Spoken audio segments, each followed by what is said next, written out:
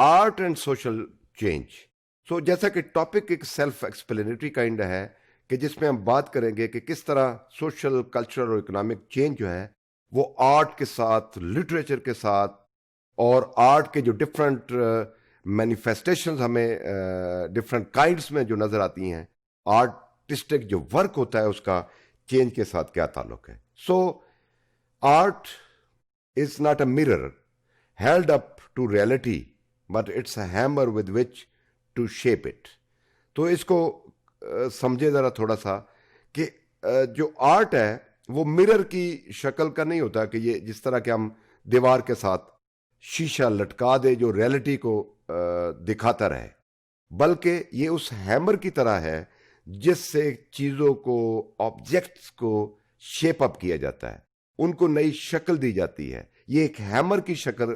کا ایک ٹول ہے آرٹ، جس کے ساتھ چیزوں کو خوبصورت بنایا جاتا ہے، لطیف بنایا جاتا ہے اور پریزنٹیبل بنایا جاتا ہے جس کو کہیں پیش کیا جائے. سو یہ مرر نہیں ہے، سمپلی یہ ایک ٹول کا نام ہے، یہ ایک میکانزم ہے، یہ ایک کانسیپٹ ہے جس سے چیزوں کو بہتر بنایا جاتا ہے، خوش شکل بنایا جاتا ہے، اس کو لطیف بنایا جاتا ہے اور قابل نمائش بنایا جاتا ہے. سو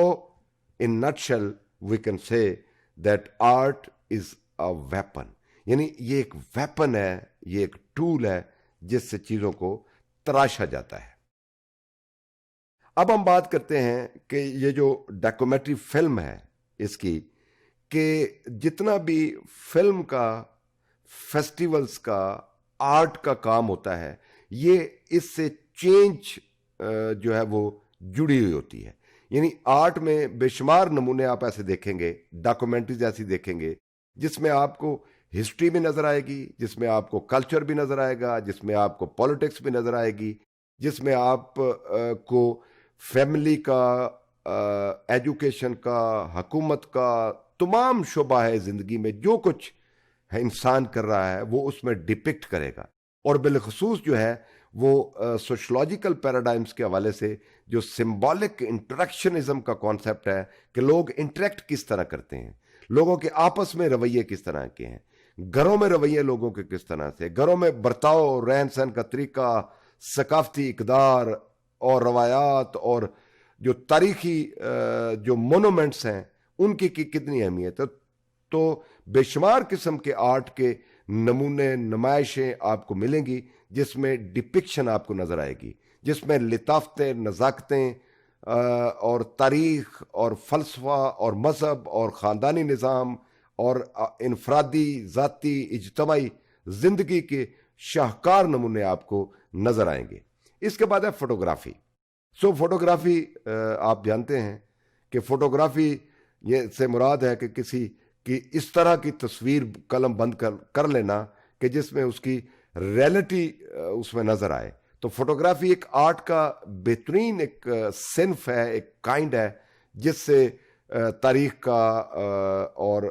فلسفے کا اور سائنٹیفک انوینشن کا، ڈسکوریز کا تھرو جو ہے وہ ہم فوٹوگرافی اس کو ریکارڈ کرتے ہیں. مثال کے طور پہ کہ آثار قدیمہ کی اگر ہم بات کریں تو different all over the world ہم دیکھتے ہیں کہ اس میں آج بھی ہمیں فوٹوگرافز، یعنی 5000 سال قبل از مسیح میں بھی ہمیں وہ اینٹیں ملتی ہیں، ہمیں وہ کلے ٹیبلٹس ملتی ہیں، ہمیں وہ مجسمے ملتے ہیں جو اشوک کی جو امپائر تھی، ہمیں وہ ٹیکسلا یونیورسٹی میں ہمیں تو فوٹوگرافی کے بے شمار نمونے. اسی طرح آج بھی فوٹوگرافی میں جو جدت ہمیں نظر آتی ہے، جو ہمیں اس میں کام نظر آتا ہے، تو دیٹ از ویری آرٹسٹیکلی رچ اور ورسٹائل ہوتا ہے، جس سے انسان نہ صرف تاریخ کو بلکہ اپنے ہر طرح کی انفرادی، ذاتی، اجتماعی زندگی کو ڈپکٹ کرتا نظر آتا ہے. اس کے بعد آرٹ کا دوسرا جو ایک اس کی مینیفیسٹیشن، ریفلیکشن ہے، وہ تھرو تھیٹر ہمیں نظر آتی ہے. یعنی تھیٹر میں بھی زندگی کے وہ تمام جو روایات سے لے کے وہ اس کے طرز تفکر ہے، طرز رہن سہن ہے اور جو ویلیو سسٹم ہوتا ہے کسی بھی کنٹری کے اندر، اس کو پھر وہ تھرو تھیٹر، جس میں فنکار جو ہیں وہ اس میں تھرو دیر آرٹسٹک جو ان کی ڈپکشن ہوتی ہے وہ ڈپکٹ کرتے ہیں ڈفرنٹ جو سوشل اور کلچرل مورل ویلیو سسٹم کو. اس کے بعد ہے سانگ. تو song is also very important. Song میں بھی وہی ترجمانی عکاسی ہو رہی ہوتی ہے جو لوگوں کے آپس میں طرح سے انٹریکشن کے, سوشل آرگنائزیشنز کے جو میمز ہیں, جو ویز ہیں, اور ان میں جو جدت آ رہی ہے اور ان کا جو تاریخی پس منظر ہے, اور اس کے بعد آنے والا جو فیوچر ہے وہ کس طرح کا ہو سکتا ہے, کس طرح سے انسانی جذباتی, ذاتی, انفرادی جو امنگیں ہیں, جو آرزویں ہیں, جو حسرتیں ہیں, ان کو کس طرح تھرو سانگز جو ہے وہ پروموٹ کیا جاتا ہے. اس کے بعد ہم بات کرتے ہیں کہ آرکیٹیکچر. سو آرٹ کا آرکیٹیکچر سے بڑا گہرا تعلق ہے. آرکیٹیکچر سے مراد بنیادی طور پہ وہ تمام فن تعمیرات ہیں, جس طرح کہ ہمارے پاس لاہور کی اگر بات کریں تو شاہی قلعہ ایک بہت بڑی آرٹسٹک کام ہوا ہے آرکیٹیکچر کے والے سے. پھر باسی مسجد کی مثال لے لیں, پھر دلی میں بے شمار مساجد ہیں, آپ ان کی مثال لے لیں, پھر آپ تاج محل انڈیا کی مثال لے لیں. تو یہ وہ بنیادی طور پہ تمام طرح پہ